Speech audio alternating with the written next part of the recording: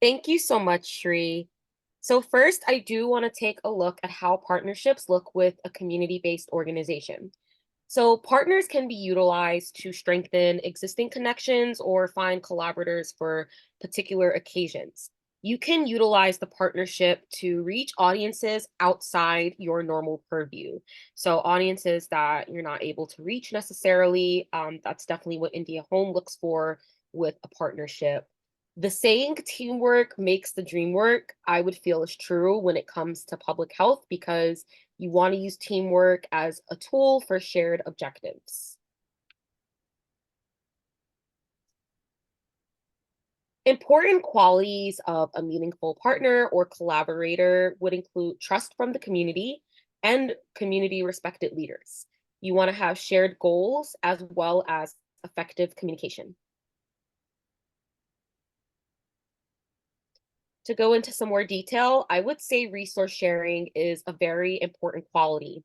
For context, let's say a CBO and a Department of Health partners up. By sharing resources such as funding and expertise, it can definitely increase the impact in the community. The quality of leveraging unique strengths includes bringing unique strengths, perspectives, and resources to the collaboration. And this will allow the partnership to complement each other's capabilities. Finally, the quality of flexibility is important because the partnership should be able to accommodate different schedules, staffing availability, and organizational priorities. So these qualities overall demonstrate a willingness to adapt to a change, community needs and their changing needs. I want to now highlight some strengths within different types of collaborations. So, for houses of worships, with partnering with them, I would say the strength is that religious leaders are pillars in the community.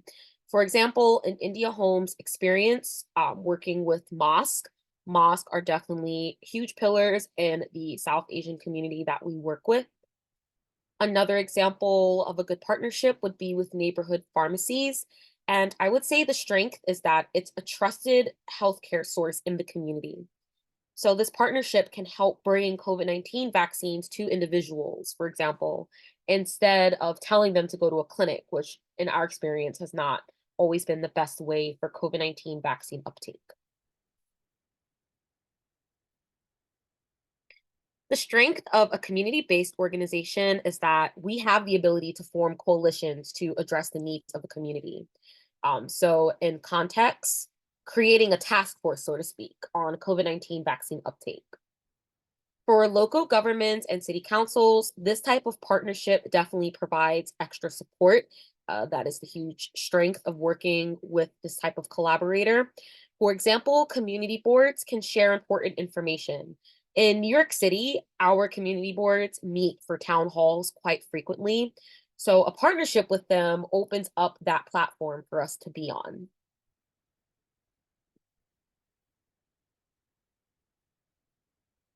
For community leaders and businesses, I would say the strength is similar to local governments because they also provide a platform for sharing resources and different interaction with community members. In India Home's case, for example, we do collaborate with a restaurant that a lot of our South Asian community members attend, and we do share translated flyers in the restaurant for them to see for a health coverage program that would cover the cost of COVID-19 vaccines.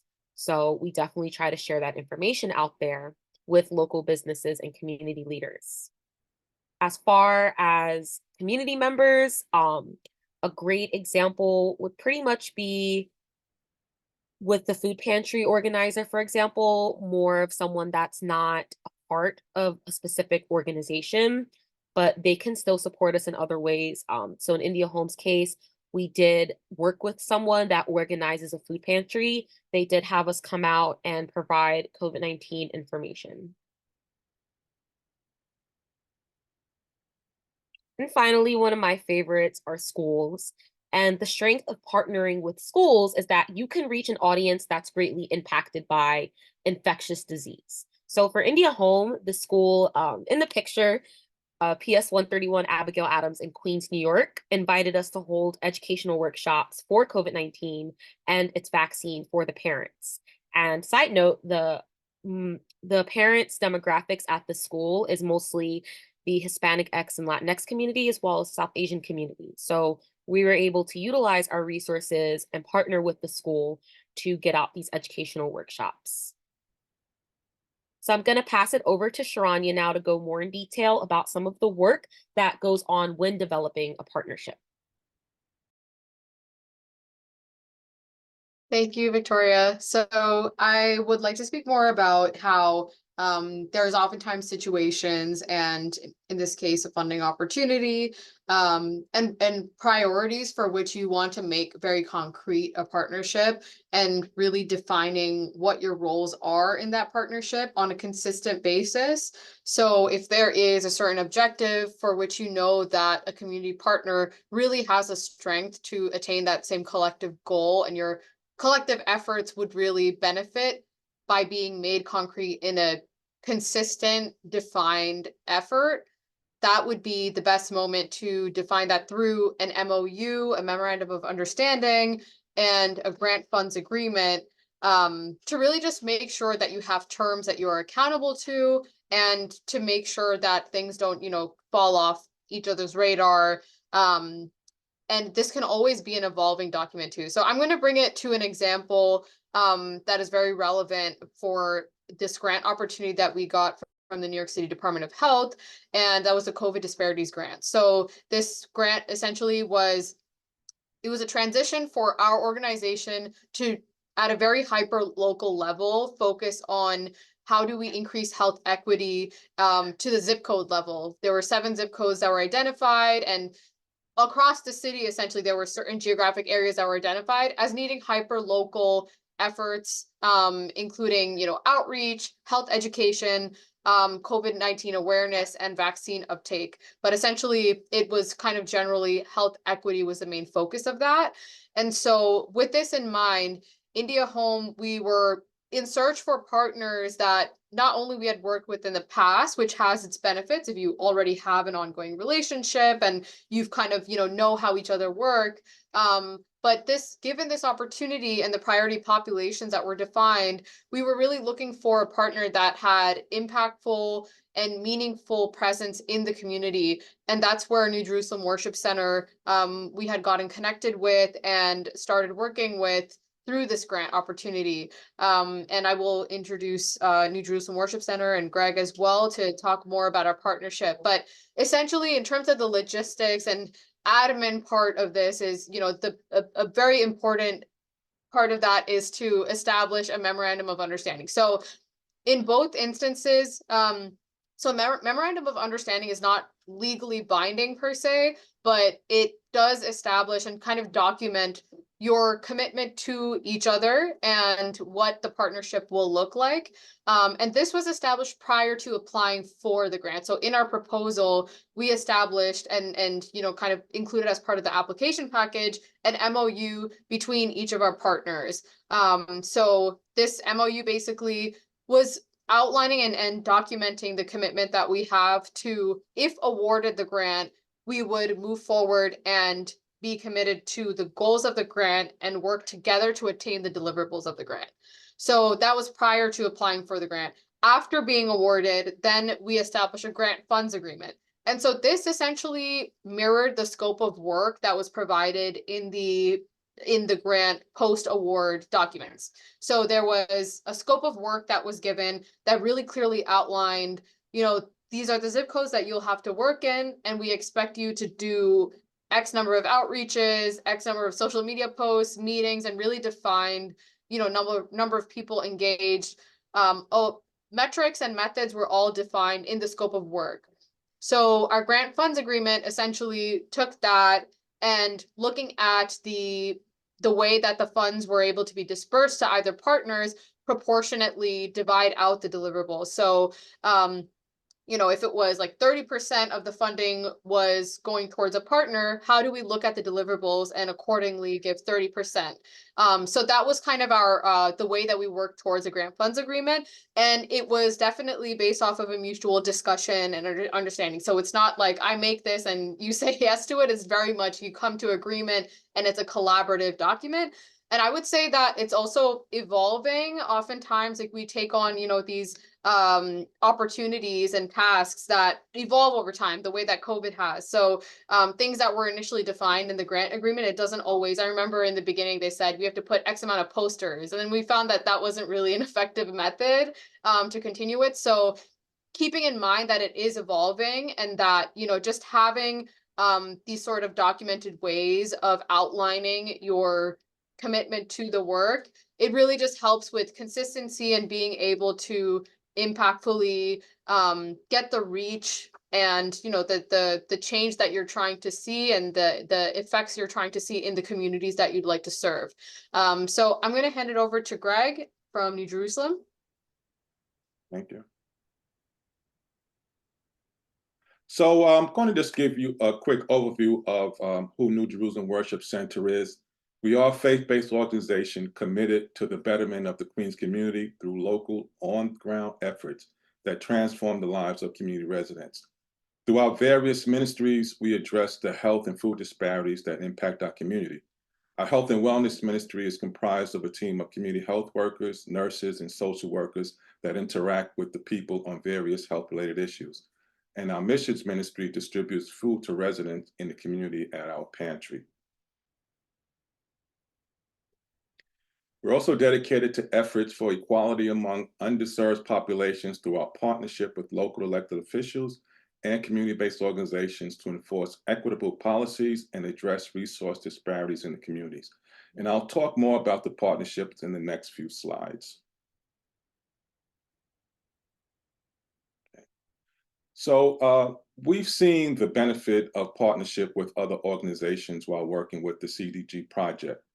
It's important to note the strengths and weaknesses of your organization. We realized that India Home and Project New York, our other partner, had strong relationships in the Southeast Asian community, and we didn't. So we were able to use their organization staff to assist with translations at events when we interacted with community residents from the Southeast Asian community. On the other hand, we had strong relationships with food pantries, so we were able to share information about them with our partners and to help them get access. It's important to not let pride get in the way and think that asking for help is a sign of weakness. It's important to remember that we are a team working as one to do what's best for the client. So let me talk about the outreach strategies. But before we even started with outreach strategies, we needed to gain a better understanding of our residents' experiences with COVID-19. And we conducted listening sessions where community members could openly voice their experiences and the impacts and needs of their communities resulting from the pandemic. Listening group methodology provides insight and understanding of the phenomena by allowing us to draw upon residents' attitudes, their feelings, beliefs, experience, and reactions in a way that would not be feasible using other methods. The questions that we presented were used to gain a better understanding of the effect of the pandemic, sources of risk and resilience during the pandemic, and how to take more equitable steps forward as we navigated different phases of the pandemic. Loss and isolation were a common theme during the listening session, and as a result, we knew that we needed to have a mental health component as part of our outreach. Now, some other outreach that we had conducted included attending health fairs and community events, which is a good outreach strategy because you're able to reach a large number of people at these events. We also utilize social media to promote vaccines and venues offering free vaccinations. We shared a minimum of 2 posts every week on our various social media outlets. We also created multiple brochures and flyers in English and Spanish that provide COVID-19 information for adults and children. We conducted in-person and online education sessions with various organizations, which included community boards, parent-teacher organizations, houses of worship, senior centers, and libraries. Okay. We are continuing to work with partners to address the disparities in the community, even though our contract has ended. Our health and wellness ministry focuses on community health. Currently, we partner with Columbia University Medical Center to get people screened for colorectal cancer and high blood pressure. We distribute fuel to the community through our missions ministry. We partner with the New York Yankees and Church Alive, and they provide healthy food choices for us. We also work with Queens Power, whose mission is to organize Queens residents to build the power needed to fight for and win justice for themselves and the community they live in. Our organization is comprised of faith communities, nonprofit organizations, schools, and unions. And the reason we organize is that we have a burning passion for justice and moral calling to create the power to demand the resources required so that all residents of Queens can live with dignity and have equal access to opportunity. We're currently fighting for affordable housing on the grounds of Creedmoor Psychiatric Center. So I just want to thank you for allowing me this brief opportunity to speak to your audience today. Thank you so much, Greg. That was an incredible sort of anecdote and piece that you gave us. So just to build off of your last point of maintaining the work within a partnership after our contract had ended, I just wanted to speak a little bit about our COVID Disparities Grant extension. So after the COVID Disparities contract had ended, India Home was given an extension. However, with the cut of funding and narrowed responsibilities, the coalition was no longer able to serve the purpose and be effective. So India Home had a great relationship with Project New Yorker and New Jerusalem Worship Center, and everyone still maintained the goal of helping the community in any way they could. So India Home had proposed the idea of having both organizations send over names and numbers of community members who needed resources or help obtaining social services.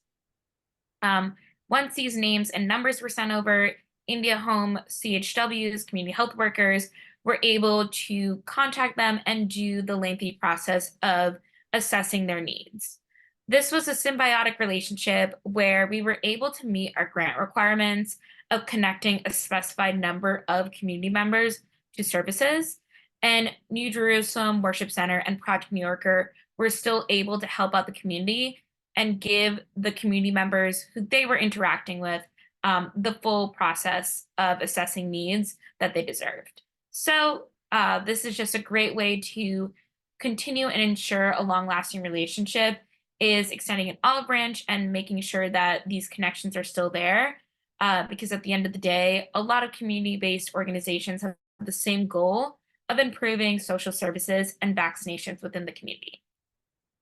We are going to now pivot towards a couple of discussion points. Me and Sharanya will be leading the various discussions. So I'm going to just pivot to Sharanya for this next one right here.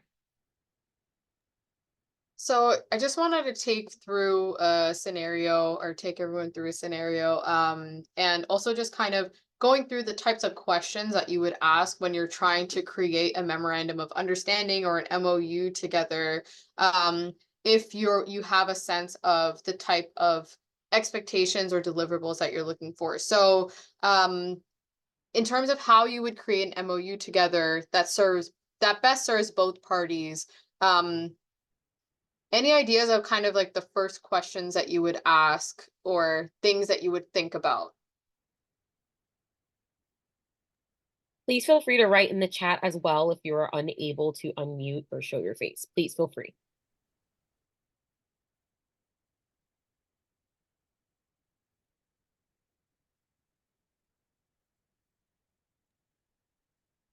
Anyone want to give?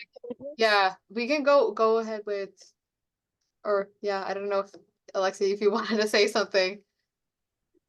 Yes. So my name is Alexia. I'm from Tulare County Public Health. So I don't work directly with the MOUs, but I am basically the liaison from our community partners to our health department. And basically, we start our partnerships by doing like meet and greets. So getting to know each other, and how can we leverage, right, those goals, and see if basically if we're able to work together, and if we have like similar vision, similar goals, and how can we align them. And then we work with like a scope of work. Um, and yeah, that's the starting point for us that I can think of. Yeah, that's awesome. Thank you. Right. I think from the health department side, oftentimes it's a scope of work is sent, and then maybe the MOU might be between partners, between CBO partners. So yeah, that is a great insight. We can maybe go to the first like prompt question. So yeah, a little similar to what you said, like really defining what the pre-established goals are to collectively achieve, and to go to the example. So understanding the CBO that you're partnering with. So right. The question is kind of asking a CBO, and if you're identifying another CBO to partner with, for that partner, what are the strengths that they have to offer in this context? So are there any priority populations or geographies that they are really experts in? Are there certain zip codes that's really they are a hub and a really big resource center for that community? So defining that in the MOU can be appropriate. And can really help also to just really clarify, like, okay, what is my role in the context of this whole project? The next question. So again, the funding and being clear on that is really important to outline in the document. So yeah, definitely making sure that that's there and clear. So to achieve the goal that you have in mind, what methods would help to achieve that goal? So if there is no scope of work that you have leading into it, for COVID vaccine uptake, if the goal is to increase that, some methods might be, okay, would you want certain street canvassing type of outreaches where they go to your community health workers, go to high traffic areas and talk to community members? Would you want them to go to a certain, houses of worship in the community a certain number of times?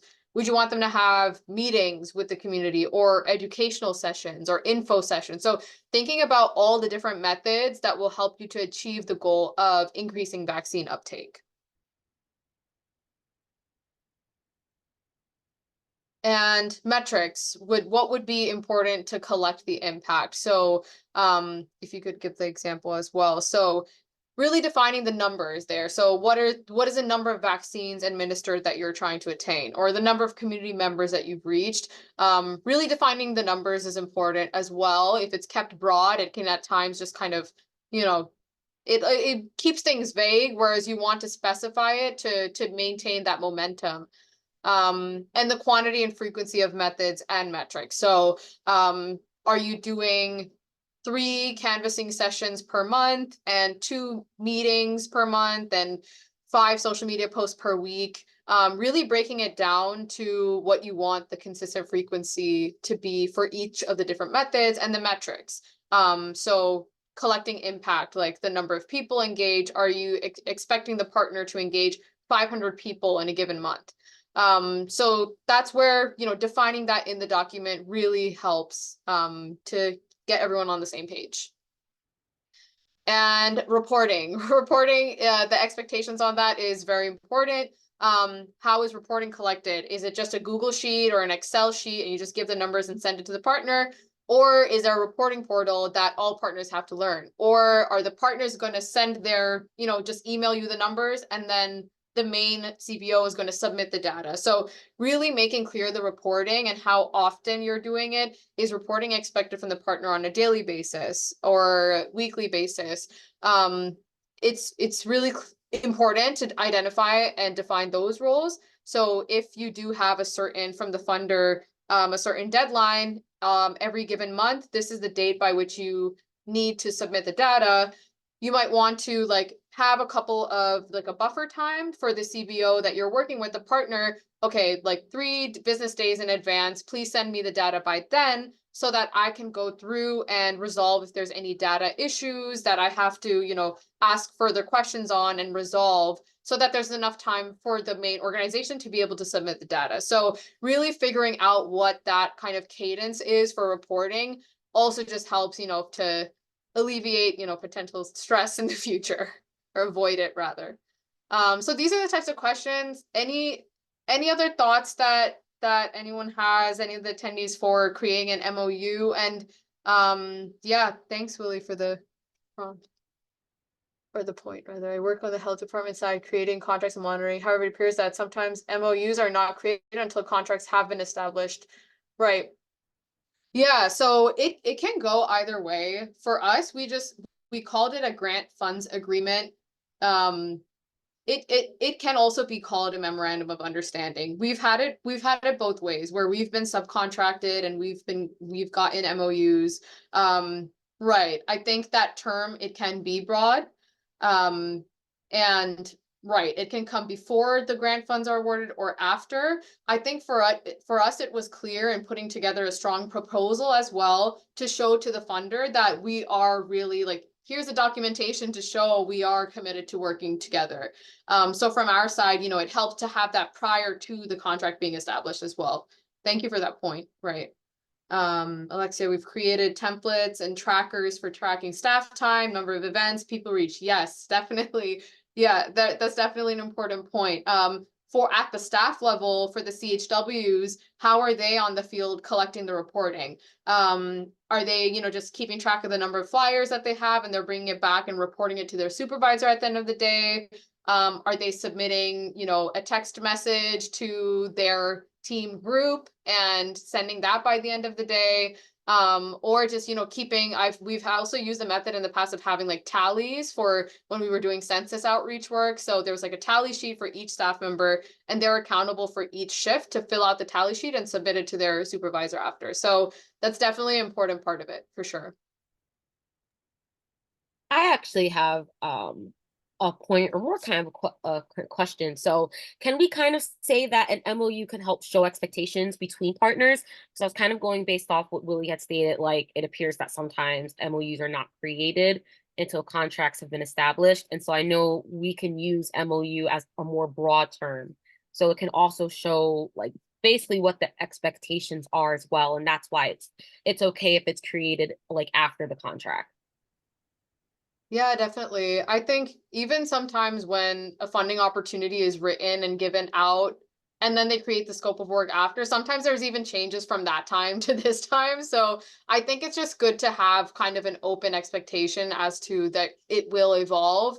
And yeah, it is just easier. I think the function of us having 2 different documents for the purpose of CDG was, the first document is to show our commitment to working collectively towards this purpose, which wasn't clearly defined in the grant opportunity. But then after being awarded, we got a scope of work that was very clear. This is how many outreaches you have to do as a coalition. This is how many community health workers have to be hired. So all that was only made concrete after the contract. So definitely after getting the contract is the best time to make, the most specific and defined document. Yeah, to make sure everyone's on the same page, because like you said, things do change. And so yeah, it's definitely important to keep up with that. Yeah, for sure. And like the document isn't really the only thing connecting to each other. It's just kind of, it's one mechanism. We had like weekly Zoom meetings, we had monthly Zoom meetings with the coalition. We had a lot of different mechanisms to just keep that consistency. But having this document in the beginning is just kind of like the best way to establish it and keep everyone accountable to that. And I think the next prompt question we had was kind of just from health department side. Where do you think that your expertise, that you can help CBOs in guiding CBOs in their partnerships? Because I think that for us too, figuring out creating an MOU and a scope of work, it was new for us. So from the health department side, the public health sector, is there any guidance that you think from your end you could give to CBOs to help for us to create, formalized relationships and really strengthen the relationships we have with other CBOs?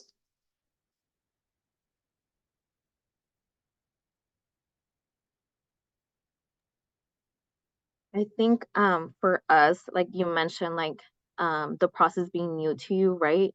I think it's really important to have like communication and be transparent about the whole process because it sometimes it can be frustrating because it takes a while because different individuals have to be involved, right? Like the budget officer, um, to make sure we have the numbers correct when we're doing the MOU, all of that. So that can take a while. Um, but in regards, like, are you asking about like how to like provide like guidance for their own partnerships, or are you saying about like the whole process of the MOU or partnership Yeah. with the health department? Yeah, I mean, it could be both. It could be either, the partnerships or in, the scope of work and MOU process with the health department. That's a really good point, like setting expectations as to when the funding's gonna, be in place. And that's definitely a very important point. Yeah. Yes, I think you made a good point. Like after we usually for us, we after we do like the meet and greet and the MOU is established and the scope of work and they have approved and everything's good, just having that constant like communication and like you said, like be as supportive as you can, like how I mentioned, it was identified like templates should be in place just to facilitate the process and for them to be able to understand. So also guiding them through those templates and say, this is what we expect and for it to be reporting to have clear data reported back to us, just things like that. And then besides that we also have like other grants that focus on partnerships, so we have established like trainings on how to strengthen our partnerships, so we offer those to our partners as well. So that has been something that has helped us. Yeah, that's definitely very valuable. I think even the templates, like even that, like thinking back, like that could have been helpful for us too. I'm like thinking like would have been, yeah, having templates and example documents, even, from the health department, and if there's kind of establishing like this is what a MOU is, because some of the terms in these types of documents just aren't very intuitive, or I think some people just they take like language from things they find online and just like create something together, but it's not always a case that you have the type of expertise in house to be able to create that. So I think from the health department side, given that there is that expertise of creating scope of work and you have that capacity, I think that guiding CBOs and creating that as well could be very helpful. Or if the health department can be kind of like a second pair of eyes to look over a document and provide some feedback on them, I think that would be something that could be helpful.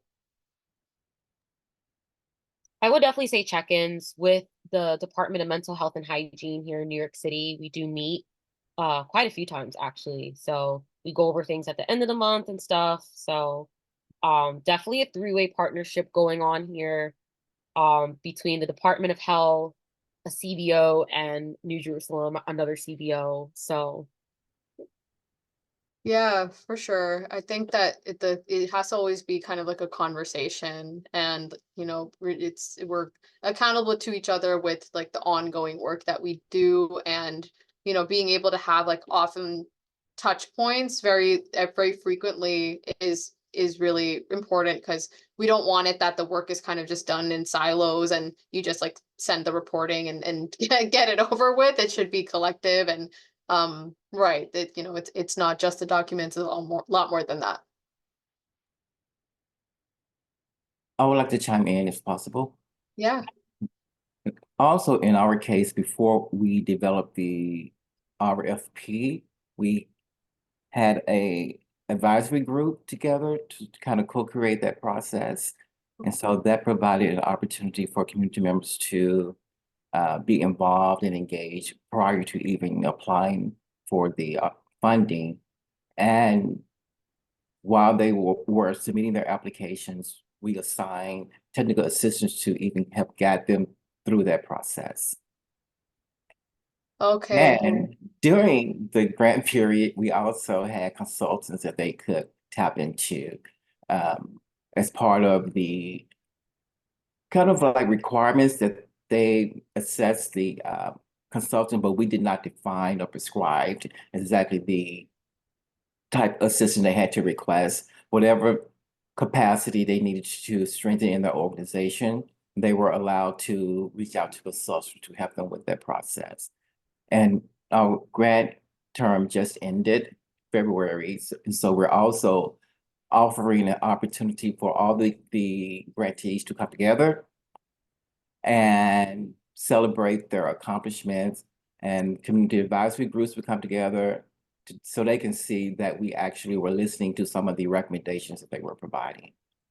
And in my role, even after the grant period is over, I still keep in contact with the CBOs if other funding opportunities come across and things like that. That's amazing. It's really cool to hear it from your side. Like we don't often get to hear that. And yeah, it sounds like they're doing some amazing things in Seattle. Like getting the community insight into actually creating the RFP. I didn't realize that was a part of the process, and that could definitely be a very important, and it should be an important part of the process if it's a community serving, purpose for the RFP. Yeah, that's great. It's kind of similar to when Greg said they do listening sessions beforehand Yeah. for like raise and stuff like that. Yeah. So to do that on a CBO and Department of Health level, I think is perfect. Yeah. Yeah, that was awesome to hear as well. Does anyone have any final points before we move on Oh, to and the for context, I am the assistant equity officer, and so my department as a whole is trying to develop more community relationships. So I just think I'm in a fortunate situation that we can have those type of conversations. Yeah, that's amazing. I mean, it's cool to hear about these roles that kind of seem to be like, more of like a connector between the CBOs and health departments. Yeah, it's really a unique opportunity for us to hear about how it's done in other areas. We're so, New York City based, and it's awesome to hear these models are out there. I wasn't sure if Greg or Alexia, I wasn't sure if you unmuted, if you had anything to add or No. no, yeah. Yeah, thank you. Do we have another slide? I think we have another slide, right? Yes, so we Yeah. have a second discussion point here, and we just wanted to ask, what challenges do you think are faced by CBOs or even the health department side when creating partnerships or monitoring these partnerships? Just kind of wanted to brainstorm a little bit because identifying challenges is just as important as finding the solutions for them. Yeah, so if anyone wants to unmute or type in the chat, I'm unable to see, but Victoria and Sharania should be able to. Yeah, just go ahead, brainstorm some words, and we can discuss them a little bit. I think it's important that we understand the differences that each organization brings to the table. Yeah. Our coalition, we had different cultural backgrounds. We had different racial backgrounds, and it was a challenge at first. And I think when we had that team building activity, that really helped us to understand each other, and we got to know each other a whole lot better. And so I think it's very important that you come together as a group to really understand each other's differences, how we can work together, understand the customs, the culture, so that there's no misunderstanding of why he or she does things a certain way or why this is done that way. So having that communication is very, very important, and it helped us a lot, I believe, once we had that team building activity. So it's very important that those discussions be had. Mm-hmm. Completely agree. Communication is always going to be a barrier, especially with the new partnership. Coming together as one group, whereas maybe teams have been working together for years and know each other very, very well and have that trust within them. To extend that trust is going to take time. And oftentimes it is due to a lack of communication. So yes, we definitely see a lot of that as a challenge. Does anyone want to build off of that? Have any experiences with that? I see in the chat, Willie, thank you. We have community navigators who are involved with community members on the ground, separate from the funding process. Right. Directly from the health department side, having those that are on the ground and being able to connect with community members. Yeah, in terms of challenges faced when creating partnerships, I mean, yeah, I think, funding oftentimes like that can be in like lack of capacity. It's not that everyone always has the same level of capacity and bandwidth with partnerships. I think thinking back to maybe sometimes that we've been part of or been subcontracted. I think when the expectations weren't clearly defined to begin with, I think that has posed a challenge where kind of after the fact it was like, hey, there was this meeting, like, were you present there? But then at one time it was optional and then it was mandatory. Like, I think just really making it clear that expectations from the beginning is can avoid that challenge moving forward. Completely agree. Victoria and I had sort of, Victoria had put this together. I think it's really important to highlight sustainability. It is really, it's the easier side is creating that partnership. The harder side is maintaining and continuing and ensuring long-lasting relationship and making sure that partnership is able to sustain over the course of a life cycle of a grant or projects. People come and go, but you really want to make sure that a partnership is able to sustain time. Yeah, and you can adapt to the changes. Yeah. I can share a little bit about my experience. So I lead our community health improvement plan subcommittees. So if you're familiar with the CHIP, it's basically should be leaded by community partners, right, for the health department. And this was a challenge because I was hired on after the pandemic. So a lot of that connection, yes, there was a lot of partnerships, right, during the pandemic to enforce or provide education on vaccination or COVID in general. But for the subcommittees, it should be broader.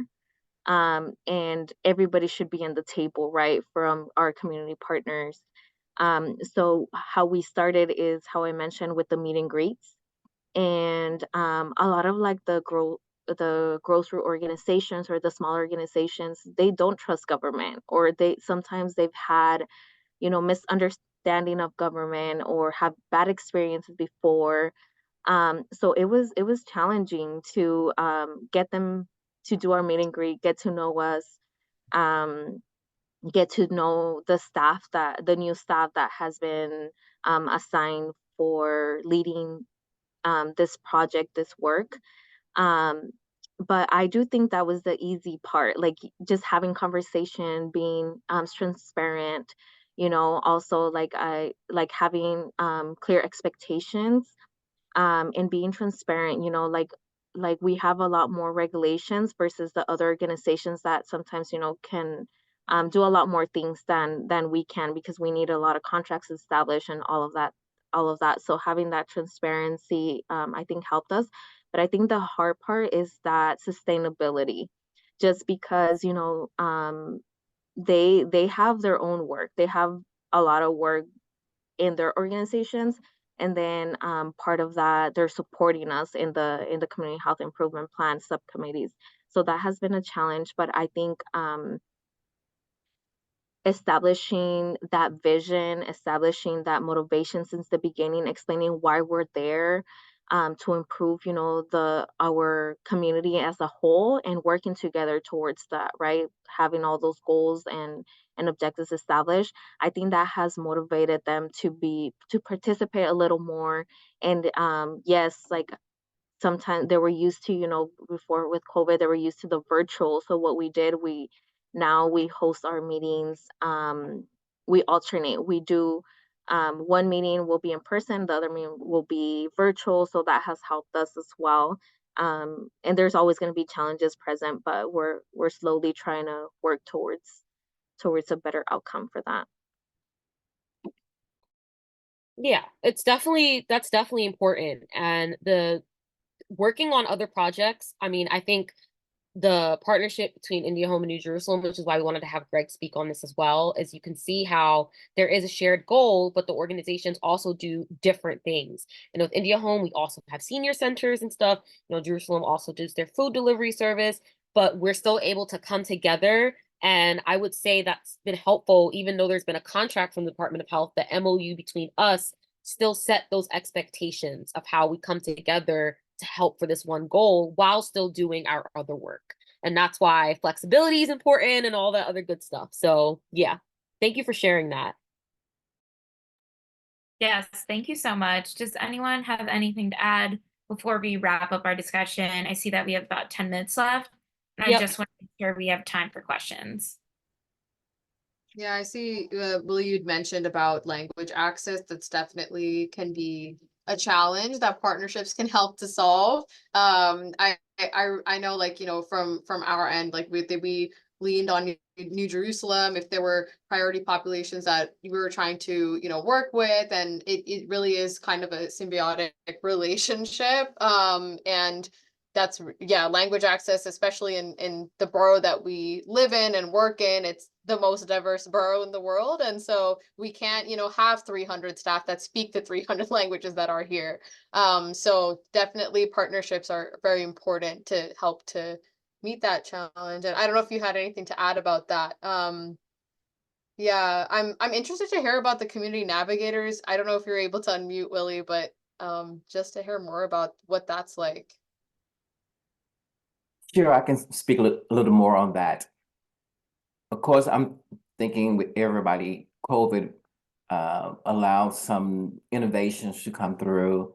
And during COVID, they issue contracts to individuals who are part of those communities we're speaking of, particularly around language.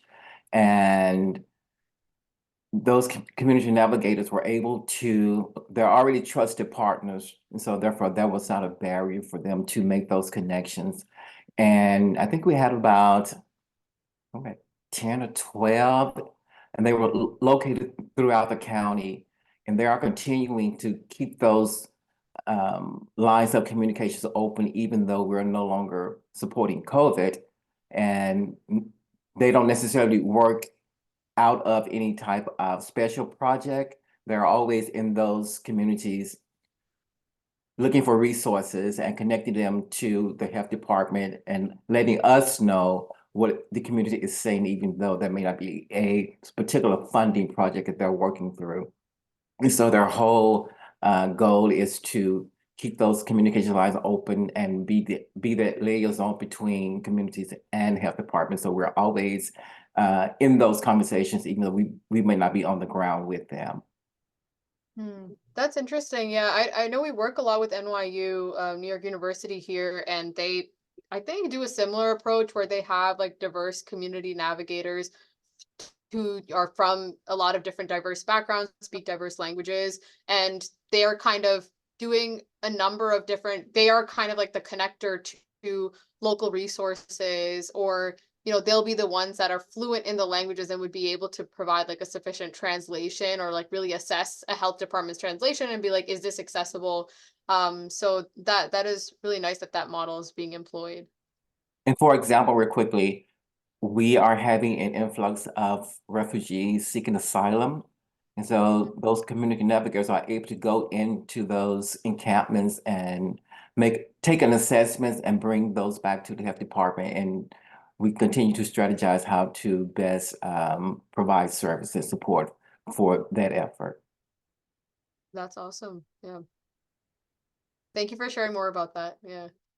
Thank you for sharing. That's like such a cool idea that we don't really see here in New York. So it was great to have a different perspective on that. I am going to shift it over to Victoria to give us some key takeaways, just to make sure if anyone has any questions, we have time to answer them. So thank you so much for participating. Victoria, you can go ahead. Thank you all. Thank you so much. So yeah, just to go over some key takeaways, what we wanted you guys to take away from this presentation. First one, partnership sustainability. And I put some examples down here. So it could be monthly reporting meetings with DOH, as well as any other partners you're working with. DOH, Department of Health. Continued lines of communication, they stay open. Timelines for action items. We did talk about making a scope of work and how an MOU can kind of have different multiple branches. It doesn't necessarily have to be like agreement. It could state other things and expand upon other ways of helping each other after a contract is done. Also, building trust with each other and community members. Greg mentioned the team building workshops. That is why I included this in here, because that is something that New Jerusalem Worship Center and India Home and Project New Yorker did, and it did bring us closer together, and we were able to achieve the goals as well as continue that partnership and help each other out with different things. And finally, of course, goal and resource sharing. Analyze the reach that both partners can offer. So I think that's it for key takeaways. Does anyone have any questions? Any comments? Anything they would like to add? All right. Thank you everyone for joining us today. We really appreciate your time and participation in our webinar. I will send out a follow-up email with a copy of the slides, as well as the questions to ask when developing an MOU with a trusted partner. I've attached our emails to the slides, so if you do have any questions after this webinar, whether it be tomorrow, the next day, or even a week from now, please do not hesitate to reach out with any questions, comments, concerns, even feedback. We really appreciate it. Thank you so much for your participation and attendance, and we hope you have a great day. Bye, everyone. Thank you, Greg. Thanks so much for presenting. Thank you, Greg. Thank you. Thank you, everyone. Thank you. Willie and Alexia. Bye. Thanks for engaging. Bye. Bye. Thank you for the work that you guys do.